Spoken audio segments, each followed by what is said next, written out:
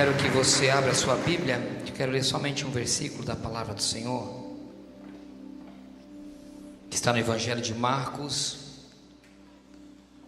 no capítulo número 9, e no verso de número 23.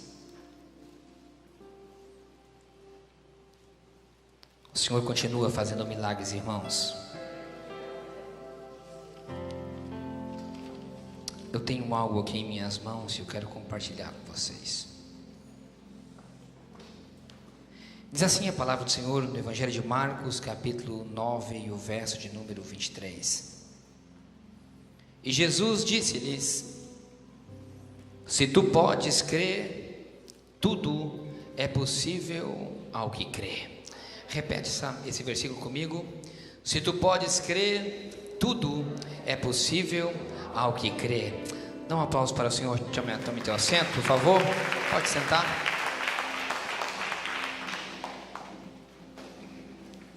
Eu tenho algo aqui nas minhas mãos que nós recebemos através do irmão. É um testemunho. E eu quero aproveitar por esse testemunho, inclusive, mandar um grande abraço e saber para nossos irmãos, nossos queridos irmãos que estão lá, os presidiários. Essa igreja sempre intercedeu muito por eles, e esses dias até mesmo nós tivemos uma pequena reclamação, vamos dizer, um comunicado que a nossa rádio não estava pegando tão bem lá, eles queriam ouvir o culto, né, irmão Enzo? Falamos já com o técnico, ele deu uma melhorada no sinal e disse que o sinal já está pegando perfeitamente, lá na penitenciária. E eu quero mandar um grande abraço para eles, para todos vocês. Eu quero que vocês saibam que nós estaremos sempre intercedendo e orando por vocês. Sei que eles nos ouvem através da rádio. E nós sempre acreditamos muito no poder que há através das ondas do rádio. Sempre quando eu intercedo, sempre intercedo pelas ondas sonoras do rádio, aonde que elas forem alcançar. O irmão Elzo me trouxe uma carta, datada dia 25 de março, fazem 2 dias. Ela foi escrita pelo irmão Oséias Rodrigues Rocha, que se encontra lá na penitenciária. Quero mandar um grande abraço, irmão Oséias. Deus te abençoe poderosamente, no nome de Jesus. E você pode ter certeza que você, aí de dentro, está sendo usado. Hoje, então com certeza também ali dentro, mas hoje, esse teu testemunho que eu estarei lendo, ele estará alcançando quem sabe quantas pessoas, e será retransmitido inclusive, e quantas pessoas estarão ouvindo. Ele diz assim: através desta, saudações em Cristo Jesus, através desta quero deixar um breve testemunho.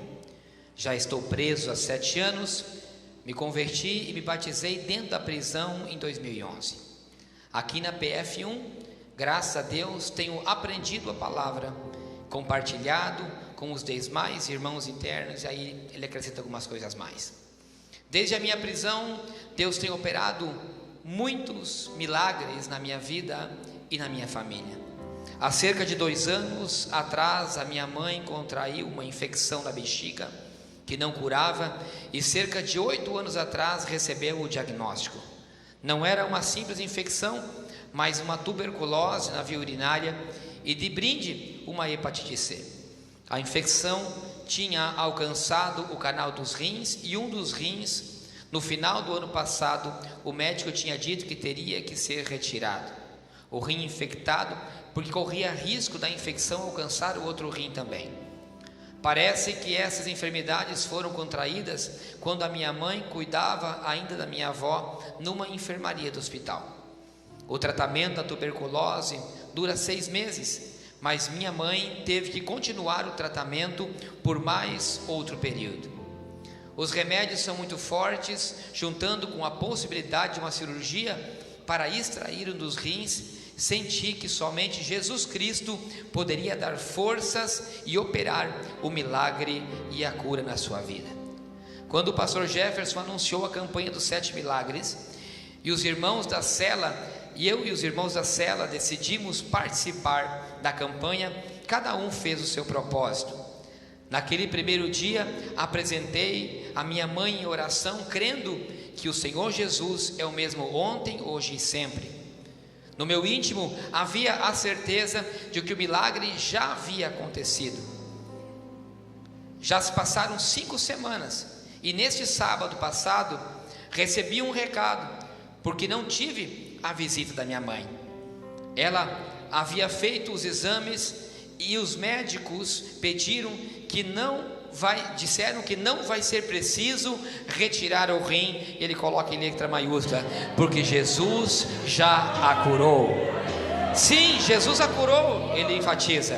Creio que até o final do tratamento não estará nenhum indício dessa enfermidade, porque Jesus a curou. Jesus continua fazendo milagres, irmãos, para vocês verem o poder que é a intercessão.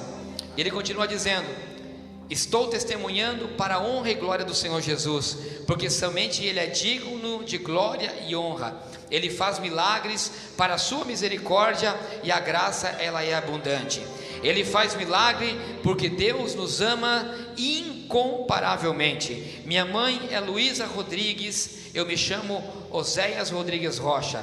E ele coloca um versículo, está em Hebreus 11:6. Sem fé é impossível agradar a Deus, pois quem dele se aproxima precisa crer que ele existe e que a recompensa é para aqueles a qual lhe buscam. Dá um aplauso para o Senhor. Aleluia, aleluia, glória a Deus, aleluia. Você sabe que quando o irmão Esme mandou essa carta por uma foto, eu li ela em casa, e além do milagre, irmãos, existe algo que eu achei fantástico que aqui está escrito.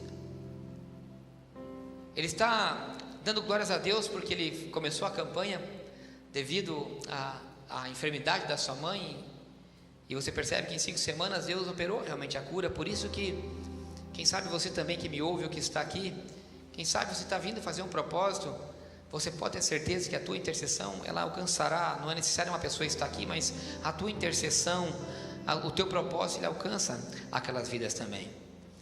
Mas você sabe o que me alegra nessa carta? É o testemunho que ele dá, que você percebe um homem que tem todas as suas limitações de liberdade. Um homem que, quem sabe, ele não conta porque está lá, mas Deus sabe o porquê. Mas ali ele conheceu a Deus, e você percebe alegria nas palavras de quem escreve. Alguém que está encarcerado, não diz há quanto tempo mais ele vai cumprir, mas diz que desde 2011, ou seja, há 7 anos ele já se encontra dentro do cárcere. E eu encontro um homem que escreve uma carta com tanta alegria, com tanto fundamento de espírito, porque as palavras que ele coloca são muito fundamentadas de alguém que está com a sua vida espiritual no altar, e ainda muito forte no altar. Alguém com todas as limitações, com todos os motivos para não adorar a Deus, com todos os motivos para criar uma raiva, uma revolta no seu coração. Não, mas ali dentro, encarcerado, com todas as suas limitações, tira esforço para fazer uma campanha e coloca palavras com tanta propriedade de agradecimento, honra e glória ao nome do Senhor. E me diga, eu e você, que às vezes nos chamamos tão crentes, nos dizemos tão crentes, com toda a nossa liberdade, às vezes não fazemos nada para o Senhor. Para mim, o maior milagre na vida desse homem é escrever uma carta com tanta propriedade e autoridade nas palavras, e confiança e fé no poder que há do Espírito Santo de Deus.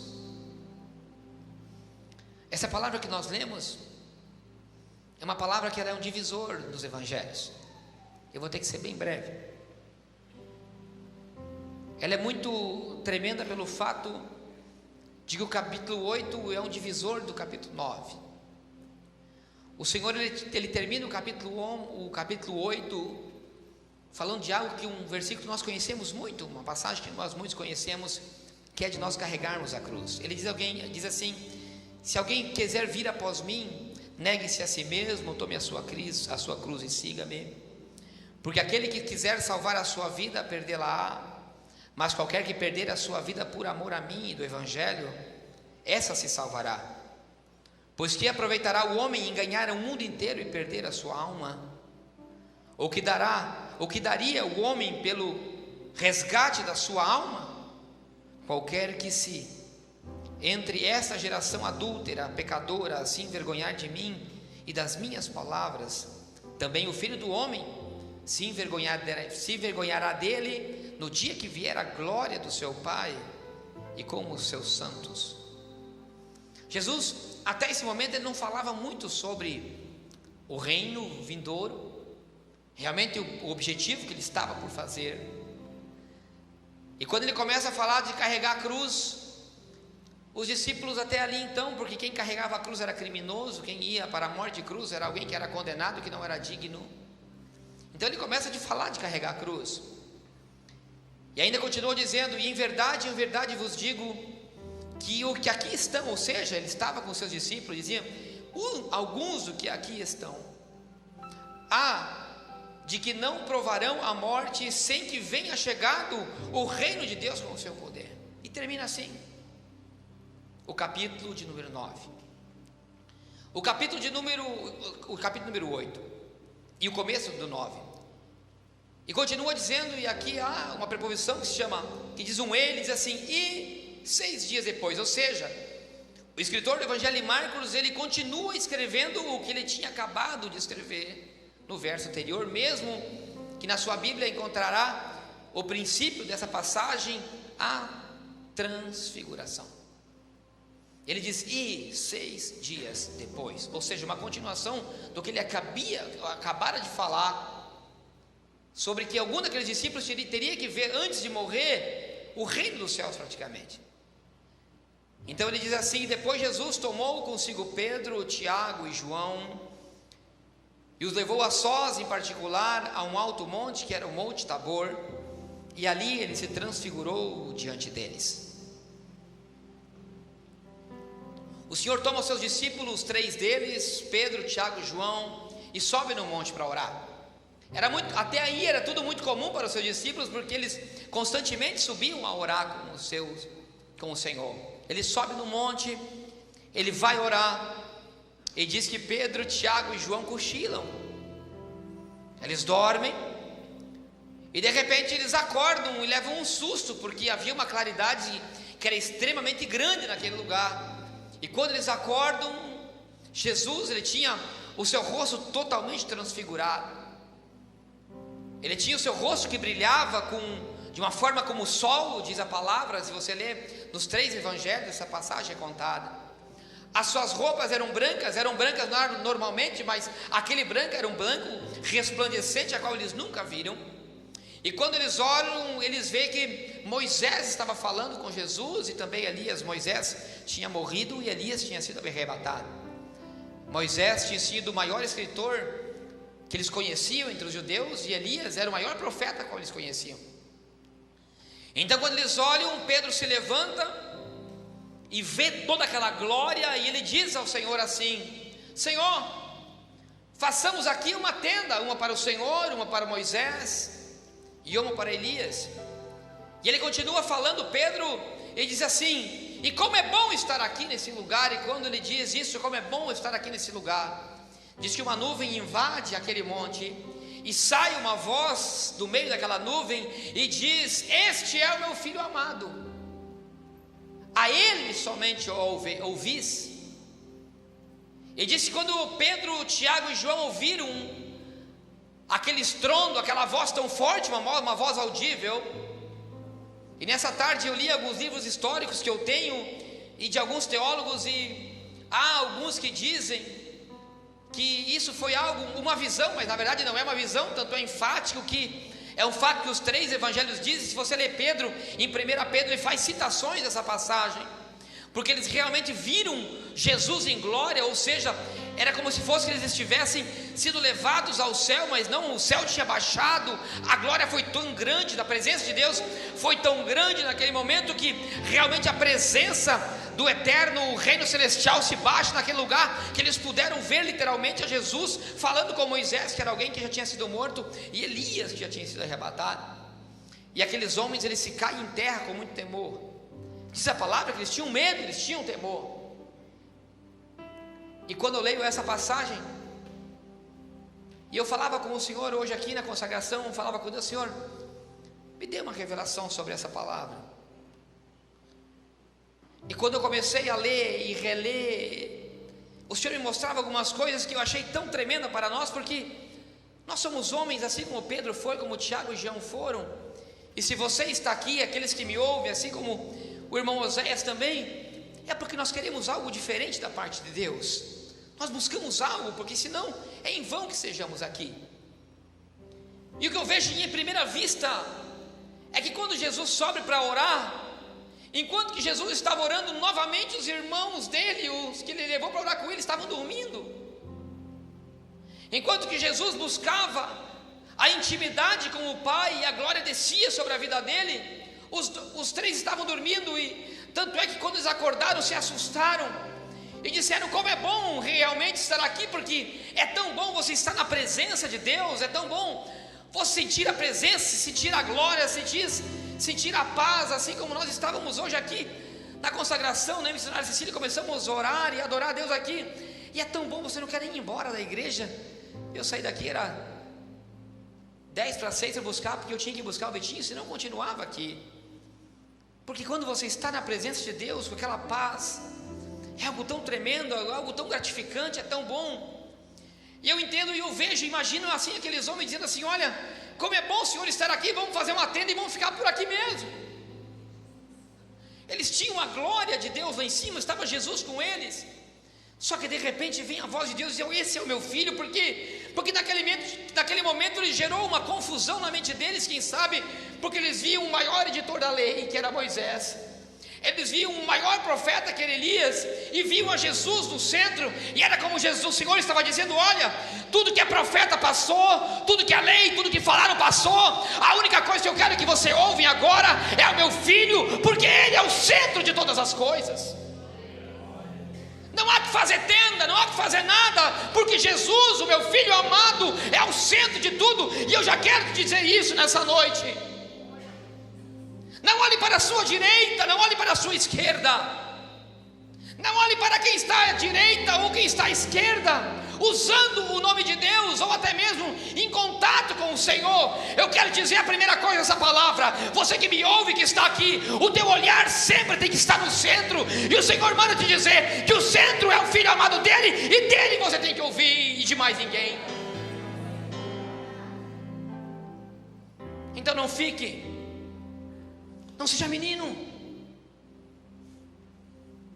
em ficar com o que os outros dizem, o que um falou, o que outro falou, com decepção daqui, ou com decepção de lá com a igreja, com decepção com o pastor, com decepção com denominação, ou porque na igreja fulano fez uma coisa, ou que ciclano fez outra coisa.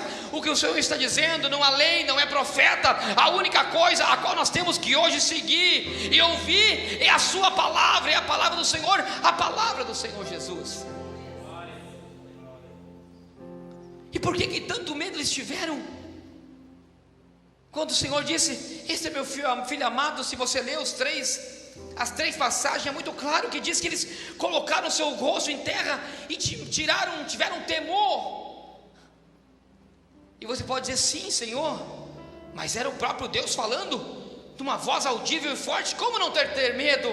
Eu quero te dizer: não, como você pode ter medo daquele que é o Pai, e daquele que sempre esboçou o amor de todas as áreas? Como pode alguém ter medo da presença de Deus? Não, nunca se pode ter medo da presença de Deus, não. Nós temos que buscar sim a presença de Deus, buscar sim ouvir a voz de Deus, porque quando Ele falar com você, Ele vai falar sim com muito amor, porque Ele é amor. O que acontecia com aqueles 3 homens era algo muito evidente. Não tem como alguém conseguir ouvir a voz de Deus e reconhecer a voz de Deus sem ter medo, se não tem intimidade com Ele. Era muito claro que esses homens não oravam, dormiam. Pastor, você está querendo dizer que os discípulos de Cristo não oravam? Não sou eu que estou dizendo, a palavra está dizendo. Em várias passagens que Jesus chamou eles para olhar, eles dormiam em vez de oravam. Não sou eu, é a palavra. Eram homens como eu e você. Mas é evidente que se eles estivessem com Jesus orando na mesma sintonia, eles não teriam ficado espantados com a visão do mundo celestial. O que eu quero dizer para você é que quando nós oramos, quando nós buscamos a Deus, quando nós buscamos conhecer a Deus na sua intimidade, o mundo espiritual ele se abre de uma maneira diferente. Aí você começa, quem sabe assim como esse homem entre quatro paredes, encarcerado sem uma liberdade, conseguir entender e buscar o que é o Espírito. Então diz a palavra do Senhor que eles descem do monte. O monte, irmãos, Tabor é um monte muito alto, é um monte que tem uma vista muito grande, e ao redor dele existem vales. E diz que quando eles descem para o vale, a realidade era totalmente outra. Lá no vale estava aquela multidão com enfermos, aquela multidão de doentes, e no meio daquela multidão de doentes chega um pai.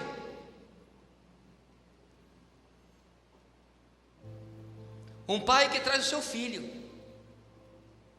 Se o seu filho era um lunático, eles pensavam que uma pessoa que era meio maluca, que tinha um certo problemas de, quem sabe, de ataque de epilepsia, por exemplo, ou que em determinado momento não ficava muito bem da cabeça e se batia para cá, se batia para lá. Diz a palavra que esse menino se jogava no fogo, se jogava na água, tentava se suicidar, e o pai chega desesperado, e já estava naquele momento, que diz a palavra do Senhor que quando os 3 discípulos desceram, encontraram os 9, diz que os 9 tinham tentado e não conseguiram fazer nada por aquele menino. E quando eu li essa passagem, algo me surgiu também de uma forma tão interessante, que a realidade de você estar no alto, na presença e na glória do Senhor, é algo tão tremendo, tão maravilhoso, a presença. Só que no vale, nas partes baixas, nesse mundo em que nós verdadeiramente pisamos, a realidade é outra. E Jesus, se ele quisesse, ele poderia ter ficado lá em cima no monte e nunca mais descido, porque a partir dessa passagem ele começava um caminho para a cruz. Ele dali tinha dias contados para entrar triunfalmente em Jerusalém, e dias contados para a cruz. O que o Senhor orava naquele momento lá em cima do Monte Tabor, ele orava e buscava o fim da sua direção para o caminho do vale e o caminho para a cruz. Jesus, ele não quis ficar na glória. Jesus, ele não quis ficar por cima. Ele disse: não, eu tenho que descer, porque o caminho do vale, o caminho da cruz ainda precisa de mim. E sabe, que irmãos, que quando eu vejo a igreja de hoje, pastor Carlos Alexandre, a igreja de hoje é uma igreja que ela só quer estar no monte, só na glória. A igreja de hoje, ela quer uma igreja em que ela não quer pagar o preço para receber algo, ela quer receber algo sem preço. A igreja de hoje, ela quer estar na glória sem a busca, ela não quer buscar para estar na glória. É uma igreja que quer o caminho somente do céu. No céu, as coisas boas, as realizações. Nós queremos ser abençoados, felizes. Nós queremos ter todas as coisas, de vir a Deus e receber tudo de graça, sem pagar nenhum preço.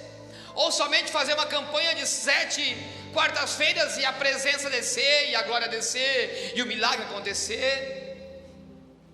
Nós só queremos caminho de montes, de glória, de profetas. Só que Jesus não, Jesus disse: não, eu vou percorrer o caminho do vale, que vou carregar ainda uma cruz. E por isso que o Senhor disse aquilo que eu li no princípio. Ele dizia: se alguém quer vir após mim, tome a sua cruz e segue-me. E ele disse mais: eu vou ter que ainda me apresentar em glória para alguns que aqui estão, e antes de serem arrebatados e mortos, eles terão que ver a presença e a glória do reino dos céus. Porque Jesus sabia que se não havia uma testemunha ocular de que o reino dos céus existiria entre os discípulos, era muito capaz que quando ele morresse na cruz, padecendo e levando algo nas suas costas que não era dele, todos aqueles poderiam desistir, bem como foi fato de que o próprio Pedro, que viu a glória do Senhor, que viu o reino dos céus na transfiguração, quando viu Jesus indo para a cruz, ainda o negou 3 vezes e voltou para trás. Igreja, nós temos que tomar nossa cruz e seguir a Cristo, independente de qualquer situação. Eu quero dizer que a nossa realidade não é a realidade de montes, a nossa realidade hoje é uma realidade de vales e vai continuar sendo de vales. As nossas vidas vão ser vidas que vão ser duras e vão continuar sendo duras. As nossas famílias terão problemas, sim, e continuarão tendo os problemas. Dentro de nossas famílias ainda terão filhos que ficarão enfermos. Ainda antes da vida de Jesus, nós passaremos por desempregos por falta de dinheiro. Ainda nós teremos mortes em nossos familiares, mesmo que nós sejamos e pensamos que ainda foram muito cedo. Assim como esse professor que morreu ontem, deixou uma família com filhos, assassinado com 12 tiros. A realidade do nosso mundo é sim que um mundo em que o maligno ele está atuando de uma maneira muito forte.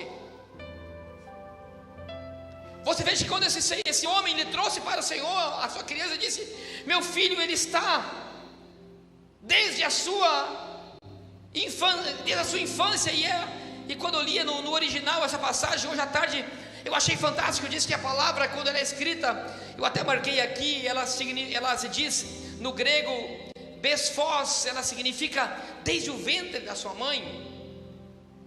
Ou seja, essa criança ela carregava, o inimigo já tinha atacado a vida dessa criança desde o ventre da sua mãe. Ou seja, aquele homem tinha sofrido, a realidade da sua casa era uma realidade de sofrimento de muitos anos. O seu filho sofria há muitos anos.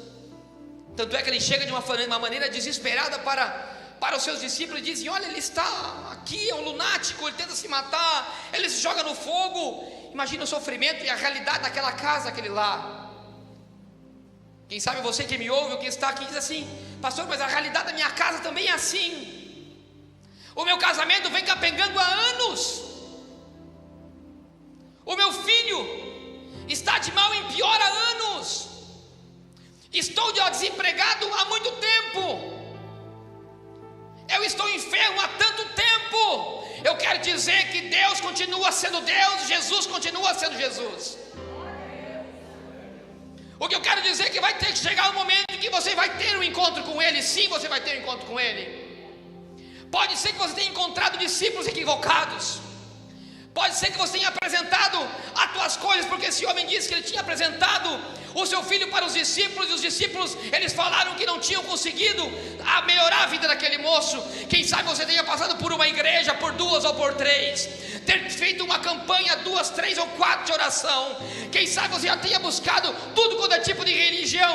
A única coisa que eu quero te dizer é que você ainda não teve o encontro verdadeiro com aquele que faz o milagre, com aquele que transforma vidas, com aquele que tem o poder sobre demônios, sobre feridas, sobre famílias e sobre todas as coisas, sobre tempestades. Você ainda não teve um encontro com aquele que tem a capacidade de dar uma ordem aos seus anjos a seu respeito, e que todas as coisas serão transformadas. Esse é o meu Deus e o teu Deus. Não olhe para os montes, não olhe para tudo que seja sobrenatural. O teu olhar tem que estar no centro de todas as coisas, que é Jesus de Nazaré. Foi por Ele e para Ele que foram feitas todas as coisas, a palavra do Senhor. E foi por você que Ele morreu naquela cruz.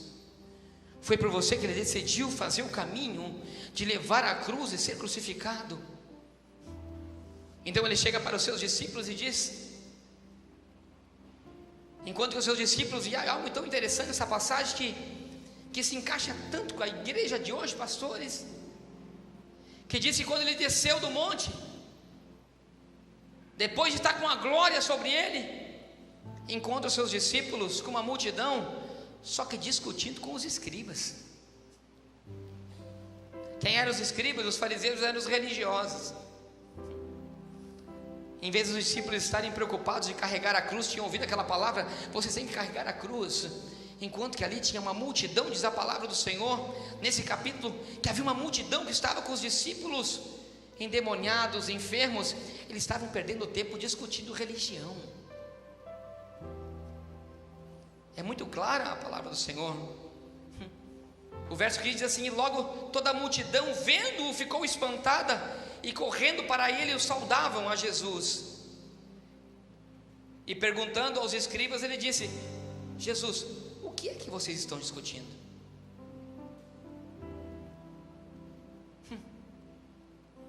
Gente do céu, nós encontramos uma igreja hoje, Cleverson, que mais discute denominação, quem tem mais membro, quem tem menos membro. Nós encontramos esse tipo de gente discutindo aonde vai fazer tal coisa ou tal coisa, qual que vai ser o maior evento, qual que vai ser o menor evento, qual que vai ser o menor templo, qual que vai ser o maior templo, a quem tem mais denominação, quem tem menos denominação ou congregação. Meu Deus, enquanto que as almas estão perdendo, a multidão está morrendo, enquanto pessoas estão precisando de oração, enquanto tem demoniados que precisam de libertação, enquanto tem presidiários que precisam ser visitados, enquanto tem enfermos que precisam ser ungidos nos hospitais, você fica perdendo tempo com denominação e com quem manda e com politicagem dentro da igreja. O teu caminho não é de cruz, o teu caminho é de morte, de inferno.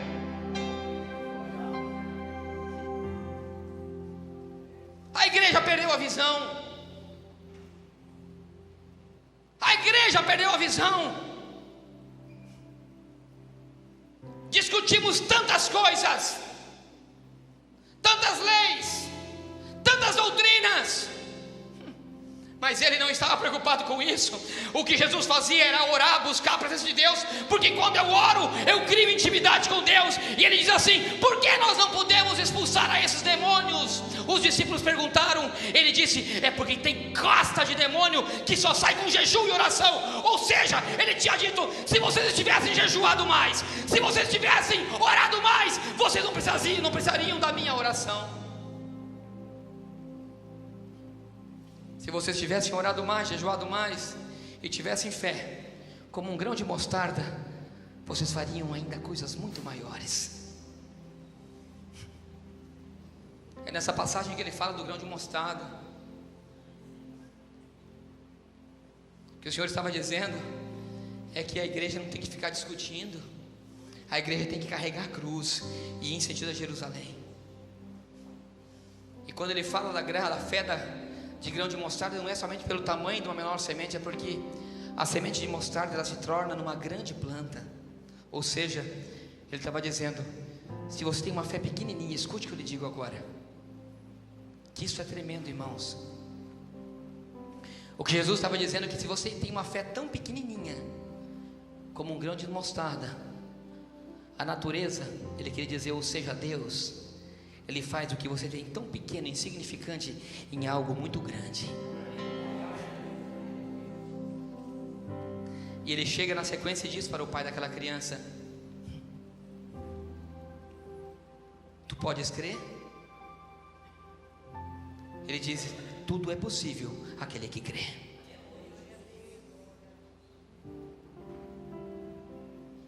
E o Senhor está te perguntando nessa noite: você crê que o milagre ele pode acontecer na sua vida? Você crê que o milagre ele pode acontecer? Levanta a sua mão se você crê. Você crê que o milagre ele pode acontecer? Porque ele diz: tudo é possível àquele que crê. Aleluia. Tudo é possível para aquele que crê.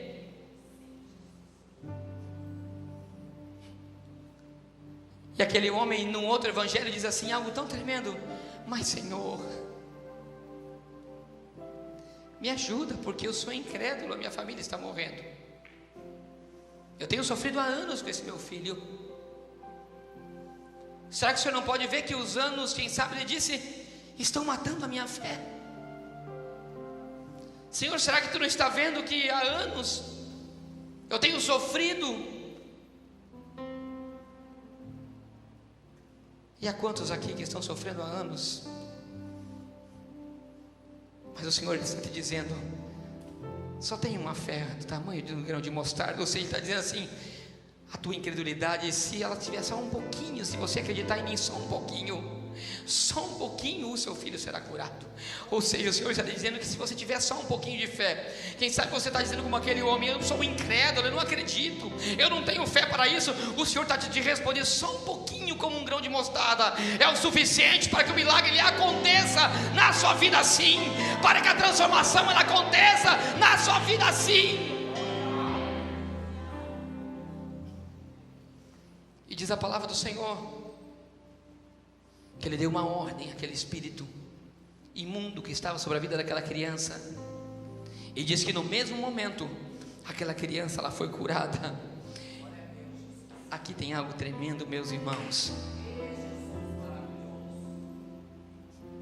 O que fez Jesus dar a ordem foi quando aquele homem deu um passo diante do Senhor e disse, eu creio e eu tenho fé que o Senhor fará o meu milagre acontecer.